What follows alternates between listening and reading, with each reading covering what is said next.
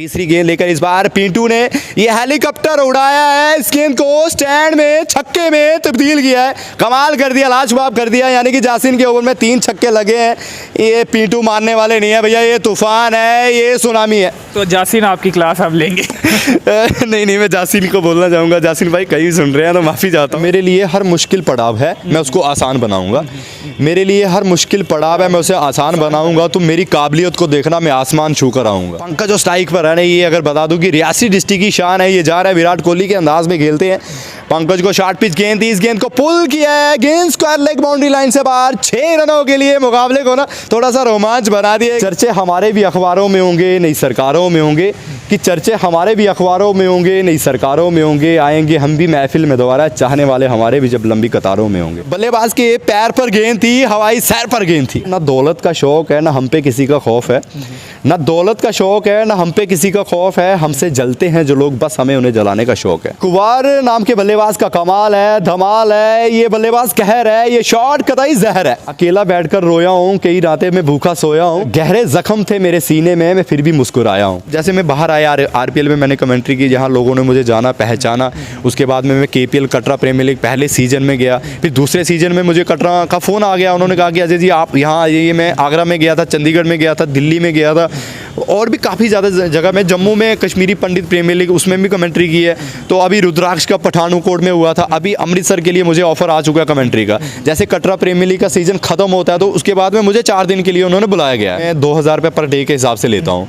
तो अभी क्योंकि आपको पता है कि जैसे जैसे आगे आप बढ़ रहे हो, तो अभी मैं पैसे नहीं देख रहा हूँ, मैं अभी अपना नाम देख रहा हूँ। जैसे मार्केटिंग मेरी बन जाती है तो ऑटोमेटिकली लोग मुझे, डिमांड जब बढ़ेगी तो फीस भी बढ़ ही जाएगी। नमस्कार, आदाब, सत श्री अकाल दोस्तों, मैं हूं अंचित शर्मा और आप सभी का रियासी अपडेट्स में स्वागत है। इस समय हमारे साथ कमेंटेटर अजय मौजूद हैं। ये सरमेगा तहसील बमाग डिस्ट्रिक्ट रियासी के रहने वाले हैं और कई इलाकों में जाके कमेंट्री कर चुके हैं। अच्छा खासा नाम इनका क्रिकेट कमेंट्री की दुनिया में इस समय चल रहा है।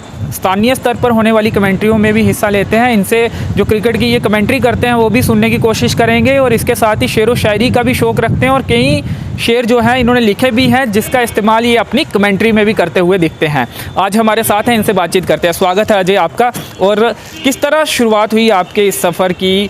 हम देखते थे आप सरमेगा में कमेंट्री करते हुए, कुछ वीडियो आपके हम देखते थे। उसके बाद लगातार आप आगे बढ़ते गए और चंडीगढ़ में भी जाके आपने कमेंट्री की, कटरा में, रियासी में और कई इलाकों में जाके आपको मौका मिला है कमेंट्री करने का। किस तरह से ये सफ़र चला है आपका और क्या मोटिवेशन मिलती रही और आगे बढ़ते रहे आप?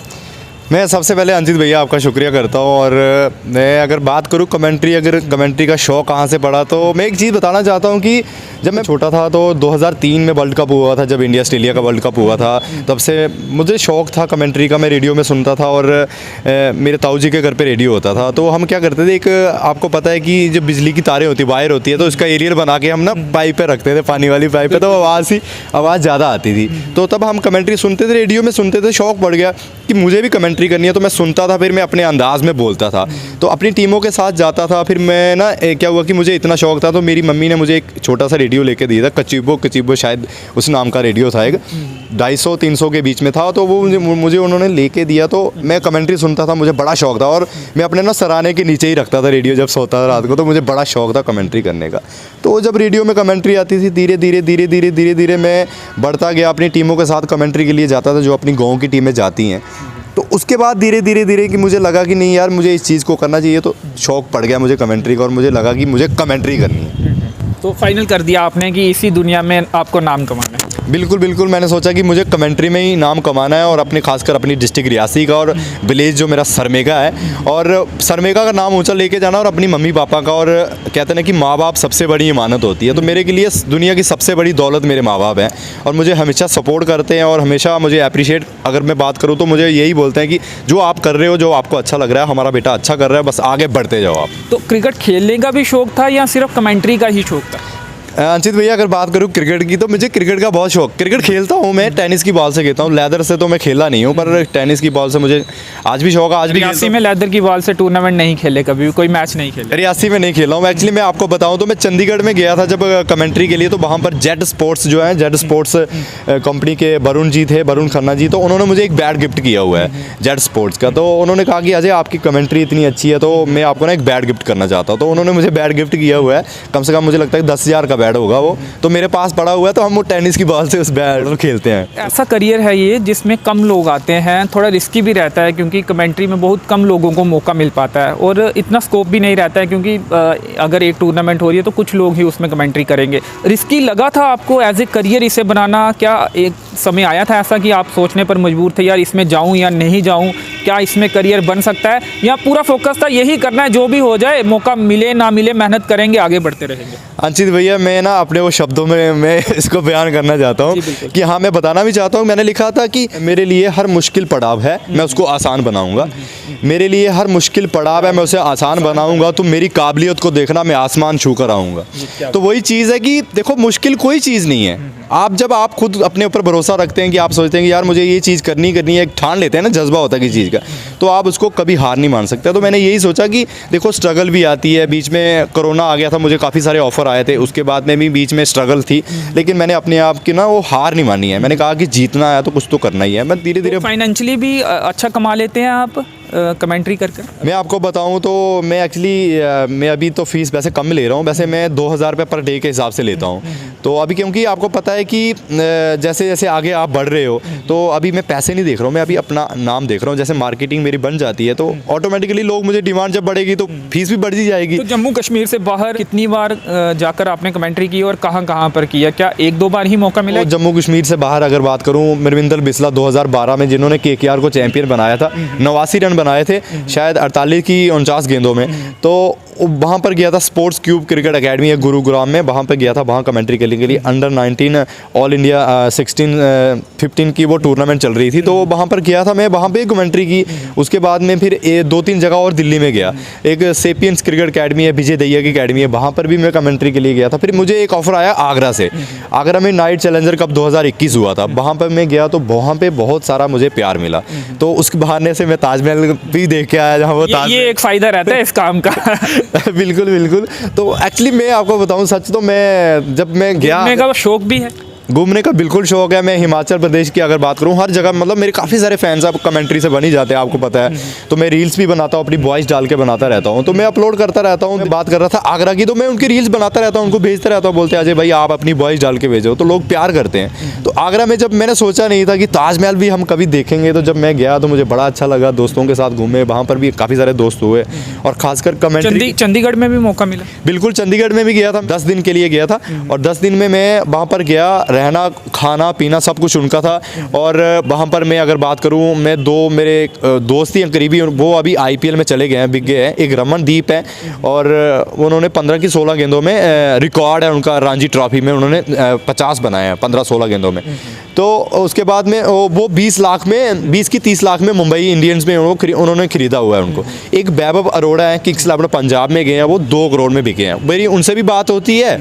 और उसके बाद अगर बात करूं, मैं पंजाब के जितने भी सारे रणजी के जो प्लेयर हैं उनसे भी मिला, लेकिन अभिषेक शर्मा जो आप देखते हैं, अब्दुल समद और उमरान मलिक के साथ वो सनराइज़ हैदराबाद में खेलते हैं, मैंने उनका भी इंटरव्यू किया। हरप्रीत बरार जिन्होंने AB डिविलियर, विराट कोहली और मैक्सवेल को आउट किया, उनका भी मैंने इंटरव्यू किया। फिर अर्शदीप का किया जो पंजाब में हरप्रीत बरार, कमेंटेटर के तौर पर इंटरव्यू करता हूँ। एक सिचुएशन आपको देते हैं, मान लीजिए रियासी के स्पोर्ट्स स्टेडियम में RCC वर्सेस NCC का फाइनल मुकाबला चल रहा है, और कोई भी सिचुएशन आप बना लें कि कितने भी रन चाहिए या किसी की भी बैटिंग चल रही है, इंस्टेंट क्या कमेंट्री बना सकते हैं आप? मैं मतलब हाँ, मैं बनाता हूँ कि जैसे आखिरी ओवर है, तो मतलब 6 गेंदों में 5 ही रन चाहिए, तो स्ट्राइक पर पंकज है। और कम कर दिया आपने, रन थोड़े ज़्यादा।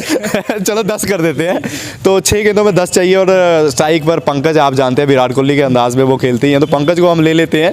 क्या कहते हैं, बैट्समैन स्ट्राइक पर वही है, और गेंदबाजी में RCC की तरफ से किसी को भी ले लेते हैं, चाहे नदीम जी हो चाहे कोई भी हो, तो उनको ले लेते हैं। और 10 रनों की ज़रूरत है दोस्तों। मैं बता दूं कि RCC बनाम NCC की टीम अगर बात करूं, काफ़ी सारी ट्रॉफियां उन्होंने जीती हैं, और 6 गेंदे 10 बनाने हैं। सामने स्ट्राइक पर पंकज है, और पंकज क्या करेंगे इस गेंद को। और दीप कप्तान, RCC के कप्तान है, बड़े दिग्गज खिलाड़ी हैं, बहुत सारे मैच खेल चुके हैं, और मुझे लगता है कि JNK की कप्तान है, ये हैंडीकैप टीम के कप्तान है, लेकिन काफ़ी एक्सपीरियंस है, और पहली गेंद लेकर आए हैं। लेकिन पंकज ने इस गेंद को कलाइयों का इस्तेमाल किया, ऑन साइड पर धकेला स्क्वायर पर। जब तक खिलाड़ी फील करते, दोनों बल्लेबाजों ने चुस्ती दिखाते हुए 2 रन चुरा लिए। अब 5 गेंदे 8 बनाने हैं अगर इस मुकाबले को, और आपने जीतना है ना, ये खिताब जो है ना आज की शाम किसके नाम या फिर खिताब जो है ना, ये ताज किसके सर सजेगा।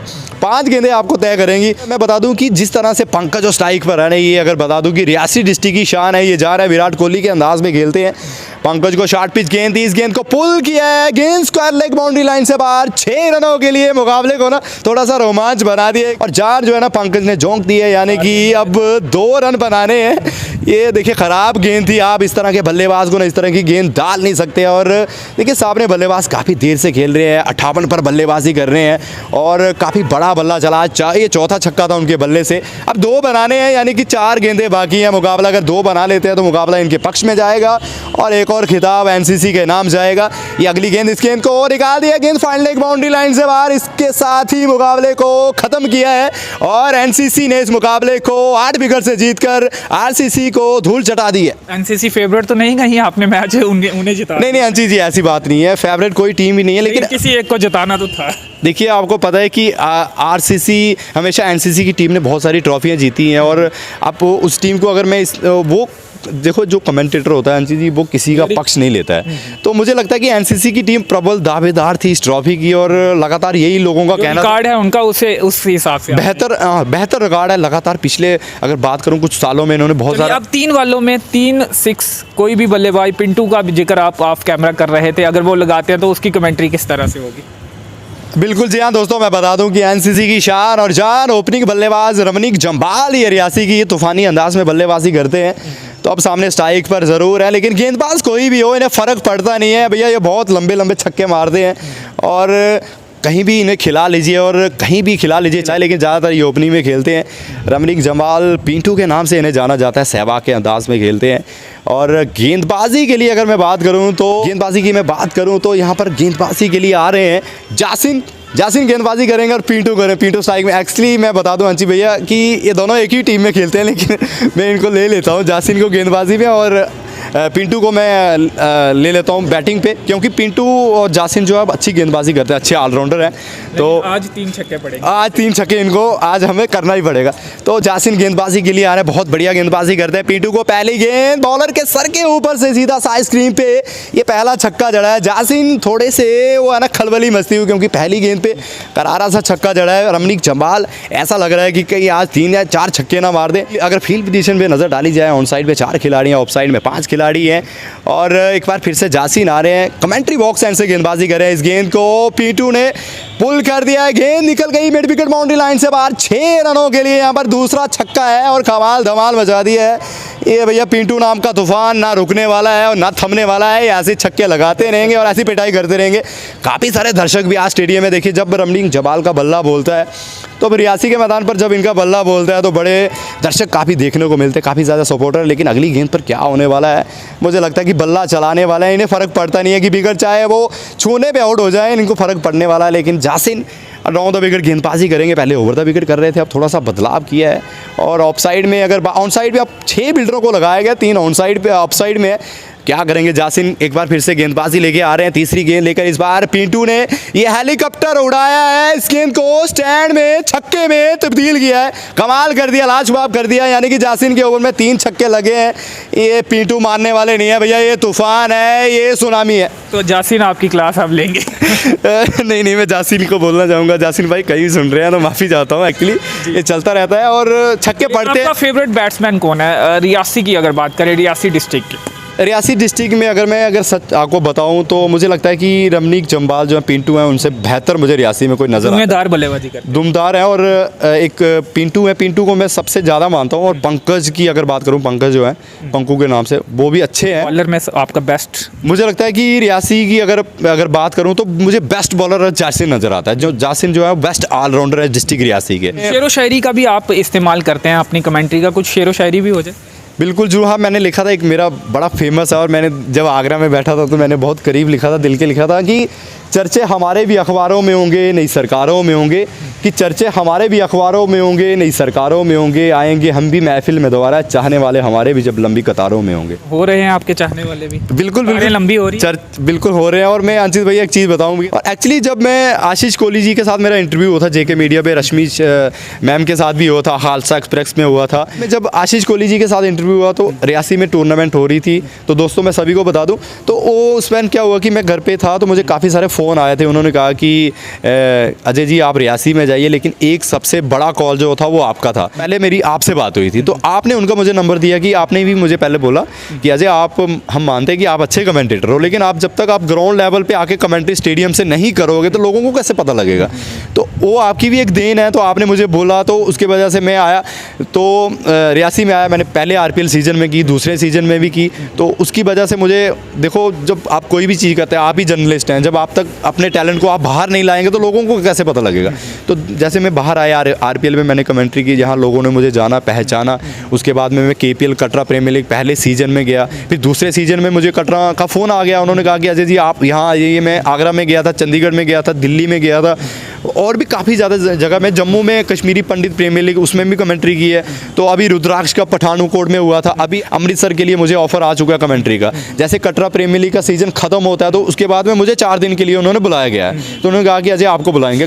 पंजाब के जितने भी सारे जो लोग हैं अभी जा रहे हैं 27 तारीख। हाँ, कटरा में मैं, और हो गई 3 दिन के लिए। एक्चुअली मेरे को, मैं अभी निकल, अंशी भैया मैं सच बताऊँ तो मैं कटरा ही जा रहा था। जब सिक्सिस लगते हैं तो किस तरह से कमेंट्री होती है? बल्लेबाज के पैर पर गेंद थी, हवाई सैर पर गेंद थी। क्या बात है, क्या बात है। और कुछ शेरो शायरी करना चाहेंगे जो आप कमेंट्री में इस्तेमाल करते हैं, शेरो शायरी, वो सुनना चाहेंगे?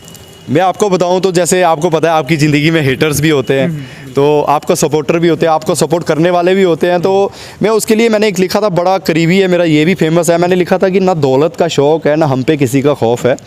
ना दौलत का शौक़ है, ना हम पे किसी का खौफ है। हमसे जलते हैं जो लोग, बस हमें उन्हें जलाने का शौक़ है। तो जलाते रहेंगे लगातार? नहीं, ऐसी बात नहीं है। मैं उन लोगों को बता दूं कि मेरा कोई इरादा नहीं है आपको जलाने का। बस मेरा शौक़ ये है कि मुझे लिखने का भी शौक़ है। जब आप किसी, मतलब कहते हैं ना कि सिचुएशन आपको सिखाती है, आप लिखते नहीं है, आपको लिखाया जाता है, सिचुएशन लिखा देती है। तो मुझे किसी को जलाने का शौक़ नहीं है। स्थितियाँ, जो हालात होते हैं वो लिखा देते हैं, वो दर्द जो है वो बाहर। बिल्कुल। मैंने एक मेरा बड़े दिल के करीब है, शायद आप लोगों की ज़िंदगी में भी ऐसा हुआ होगा। तो मैंने लिखा था कि अकेला बैठकर रोया हूँ, कई रातें भूखा सोया हूँ। अकेला बैठकर रोया हूँ, कई रातें मैं भूखा सोया हूँ। गहरे जख्म थे मेरे सीने में, मैं फिर भी मुस्कुराया हूँ। जी जी, क्या बात है। तो अब कोई बेस्ट लाइनें आपकी जो कमेंट्री के दौरान आपको लगता है कि आपकी सबसे अच्छी लाइनें रहती हैं, वो सुनना चाहेंगे? कोई भी सिचुएशन पर हो वो सुनना चाहेंगे? बिल्कुल, मैं सुनाना चाहता हूँ। मैं एक्चुअली, मैंने एक कुबार भैया हैं, अभी अमृतसर की रणजी ट्रॉफी में खेलते हैं, तो उनके ऊपर बनाया था। मैंने लिखा था कि कुबार नाम के बल्लेबाज का कमाल है, धमाल है, ये बल्लेबाज कहर है, ये शॉट कतई जहर है। क्या बात है, क्या बात है। शुभकामनाएं आपको भविष्य के लिए आपकी, और आने वाले दिनों में हम भी चाहेंगे कि आप रियासी का नाम रोशन करें और देश में अलग अलग हिस्सों में जाके बड़ी बड़ी प्रतियोगिताओं में, क्रिकेट टूर्नामेंट्स में कमेंट्री करें। शुक्रिया आपका। Thank you so much. मैं आपका भी शुक्रिया करता हूँ, और सभी जो इस वीडियो को देख रहे हैं, तो मैं उनसे छोटी सी रिक्वेस्ट ही करूँगा कि वीडियो को शेयर ज़रूर करें और ज़्यादा से ज़्यादा सपोर्ट करने की कोशिश करें। मैं आपका भाई कमेंटेटर अजय, और मुझे जितनी सपोर्ट कर सकते हैं। आपके वीडियोस जो आप बनाते हैं वो कहाँ पर जाकर देख सकते हैं तमाम जो दर्शक हैं? मैं सभी को बता दूं कि आप फेसबुक पे जाइए, कमेंटेटर अजय के नाम से लिखिए, वहाँ पर मेरा पेज भी है। कमेंटेटर अजय के नाम से मेरा यूट्यूब चैनल भी है, और फेसबुक, इंस्टाग्राम कमेंटेटर अजय के नाम से आप सर्च कर सकते हैं। और वहाँ पर मैं वीडियो डालता रहता हूँ, रील्स की भी बनाता रहता हूँ, जैसे आकाश चोपड़ा बनाते हैं, छोटी सी अपनी वॉइस डाल के मैं अपने अंदाज में बनाता रहता हूं। तो कमेंटेटर अजय के नाम से यूट्यूब, इंस्टाग्राम और फेसबुक पेज भी है मेरा, आप प्लीज़ फॉलो भी करें और मेरी वीडियो को लाइक और शेयर भी करें। जी चलिए, शुक्रिया, धन्यवाद। तो कमेंटेटर अजय रियासी ज़िले की तहसील बमाग के सरमेगा के रहने वाले हैं और लगातार अलग अलग क्रिकेट प्रतियोगिताओं में कमेंट्री करते हुए दिखते हैं। रियासी से बाहर, जम्मू कश्मीर से भी बाहर इन्हें कमेंट्री करने का भी मौका मिला है, और उम्मीद यही करते हैं कि आने वाले दिनों में देश के अलग अलग हिस्से में जाके भी ये बड़ी जो क्रिकेट प्रतियोगिताएं होती है और राष्ट्रीय स्तर पर जो क्रिकेट प्रतियोगिता होती है वहाँ भी हम इन्हें देखें। और केपीएल में भी कमेंट्री कर चुके हैं। केपीएल में भी आने वाले दिनों में 27 तारीख को, यानी कि 2 दिन के बाद, जो प्रतियोगिता कटरा प्रीमियर लीग कटरा में शुरू होने वाली है, वहाँ पर भी ये कमेंट्री करेंगे। और आप तमाम लोग भी जो क्रिकेट प्रेमी हैं उन्हें भी जानकारी दे दें, जो प्रतियोगिता थी वो 3 दिन के लिए स्थगित कर दी गई थी ख़राब मौसम के चलते। अब 27 तारीख को कटरा में कटरा लीग की जो है वो शुरुआत होने जा रही है। तो चलिए, फिलहाल इस इंटरव्यू में इतना ही। मेरे सहयोगी संयम के साथ मुझे दीजिए अनुमति। धन्यवाद।